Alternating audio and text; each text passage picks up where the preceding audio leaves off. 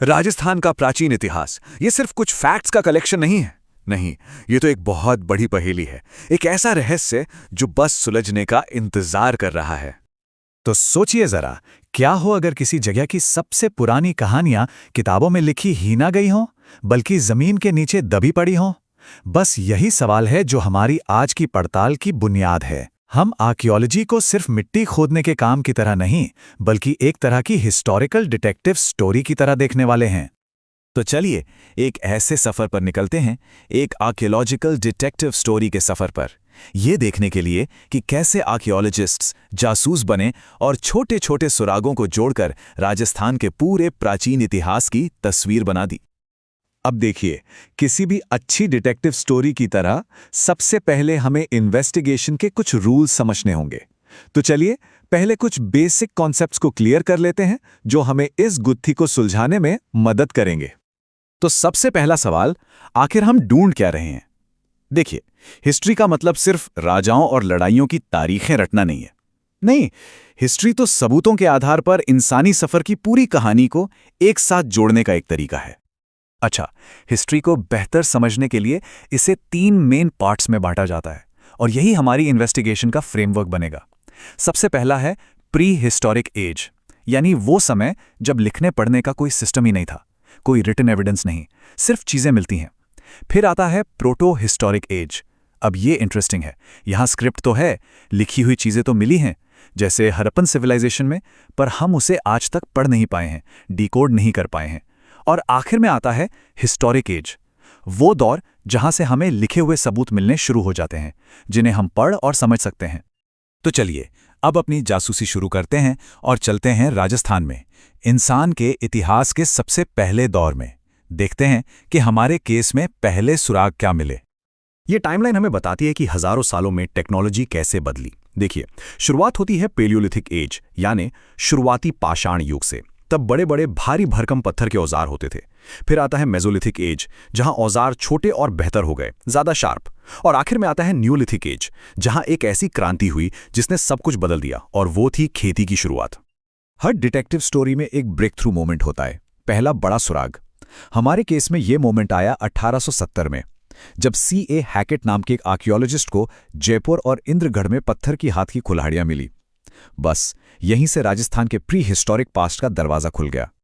Mesolithic as यानी मध्य पाषाण काल में एक बहुत बड़ा टेक्नोलॉजी अपग्रेड हुआ, माइक्रोलिथ्स। इनको आप उस जमाने के स्मार्ट टूल समझ सकते हैं।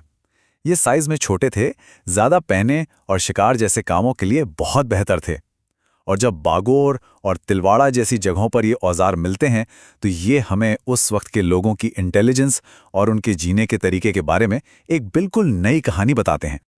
पत्थर का जमाना तो ठीक था, पर अब कहानी में एक ऐसा मोड़ आता है जिसने सब कुछ बदल कर रख दिया। वो था पत्थर से मेटल का सफर। ये हिस्ट्री का एक टर्निंग पॉइंट था, एक असली टेक्नोलॉजिकल रेवोल्यूशन। और इस रेवोल्यूशन का सेंटर वो था गणेश्वर। इस जगह को एक बहुत बड़ा टाइटल दिया गया है, ताम्र सभ्यताओं की जननी, यानी मदर ऑफ कॉपर सिविलाइजेशंस। सुनने में बहुत बड़ा क्लेम लगता है ना, पर जो सबूत मिले हैं वो इसे सच साबित करते हैं। सिर्फ इस एक नंबर पर गौर कीजिए, 99%। गणेश्वर में जो तांबे के बर्तन मिले, उनमें कॉपर की प्योरिटी 99% थी। ये सिर्फ मेटलर्जी नहीं थी, ये तो मास्टरी थी। वो लोग सिर्फ मेटल को पिघला नहीं रहे थे, बल्कि उसे एक आर्ट फॉर्म बना चुके थे। तो इसका मतलब साफ है, गणेश्वर सिर्फ एक माइनिंग साइट नहीं थी। नहीं, ये एक पूरा इंडस्ट्रियल हब था। यहां हमें पत्थर के बने डैम मिले हैं, मछली पकड़ने के लिए एडवांस्ड हुक मिले हैं, और हथियार तो हैं ही। पर सबसे बड़ा सुराग क्या है? वो ये कि यहां से तांबा हड़प्पा और मोहनजोदारो जैसे बड़े बड़े शहरों को सप्लाई होता था। सोचिए, गणेश्वर एंशिएंट वर्ल्ड के ट्रेड नेटवर्क का कितना इंपॉर्टेंट हिस्सा रहा होगा। और कहानी यहीं खत्म नहीं होती। तांबे के बाद आया लोहा, आयरन। ये एक और बड़ा टेक्नोलॉजिकल लीप था। और जब जोधपुरा और सुनारी जैसी जगहों पर लोहा गलाने की भट्टियां मिलती हैं, तो ये इस बात का पक्का सबूत है कि इस रीजन में इनोवेशन और प्रोग्रेस का सिलसिला कभी रुका ही नहीं। चलिए अब कुछ मेन सिविलाइजेशंस पर फोकस करते हैं। हम हर एक को एक डिटेल्ड केस फाइल की तरह खोलेंगे, जो इस बात के सबूतों से भरी है कि उस दौर में लोग कैसे रहते थे, उनका समाज कैसा था। हमारी पहली केस फाइल है कालीबंगा। इसे 1952 में अमलानंद घोष ने खोजा था। और इसका इंपॉर्टेंस इतना ज़्यादा है कि हिस्टोरियंस इसे इंडस वैली सिविलाइजेशन की तीसरी राजधानी भी कहते हैं। मतलब ये कोई छोटा मोटा गांव नहीं था, ये एक मेट्रोपोलिस था, एक महानगर। और कालीबंगा से जो सुराग मिले हैं वो सच में हैरान कर देते हैं। जरा सोचिए, दुनिया में पहली बार जुते हुए खेत का सबूत यहीं से मिला। एक ऐसा प्लांट शहर जिसकी सड़कें एक दूसरे को राइट एंगल पर काटती थीं, एक ग्रिड पैटर्न में, और घरों में साफ सफाई के लिए लकड़ी की नालियां तक थीं। ये सिर्फ एक पुराना शहर नहीं है, ये एंशिएंट अर्बन प्लानिंग का एक शानदार एग्जाम्पल है। अब ये बहुत दिलचस्प है। एक ही वक्त में एक ही इलाके में दो बिल्कुल अलग अलग दुनिया बसती थी। एक तरफ थी अर्बन सिविलाइजेशन, कालीबंगा, कच्ची ईंटों से बना एक वेल प्लान्ड शहर, और दूसरी तरफ थी आहार की रूरल सभ्यता। यहाँ घर पत्थरों के बनते थे और इसे ताम्रवती यानी सिटी ऑफ कॉपर के नाम से जाना जाता था।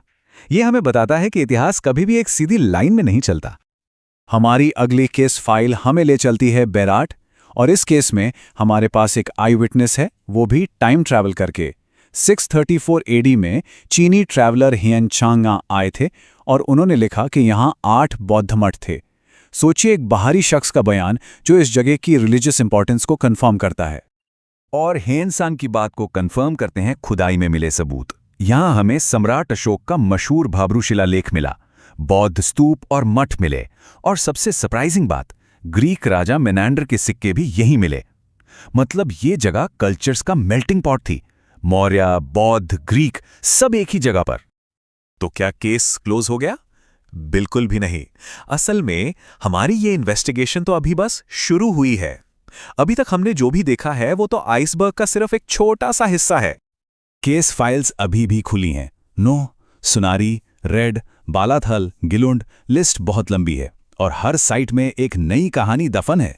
राजस्थान का आर्कियोलॉजिकल मैप अनसुलझे रहस्यों से भरा पड़ा है और हर जगह नए सुराग इंतजार कर रहे हैं।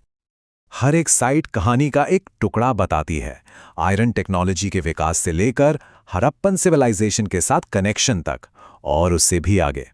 हर नई खुदाई के साथ हम प्राचीन राजस्थान की इस विशाल पहेली का एक और टुकड़ा जगह पर रख देते हैं, और धीरे धीरे ये पूरी तस्वीर साफ होती जा रही है। तो इस सवाल के साथ इस पड़ताल को यहीं रोकते हैं। हजारों साल का इतिहास अभी भी जमीन के नीचे दबा हुआ है।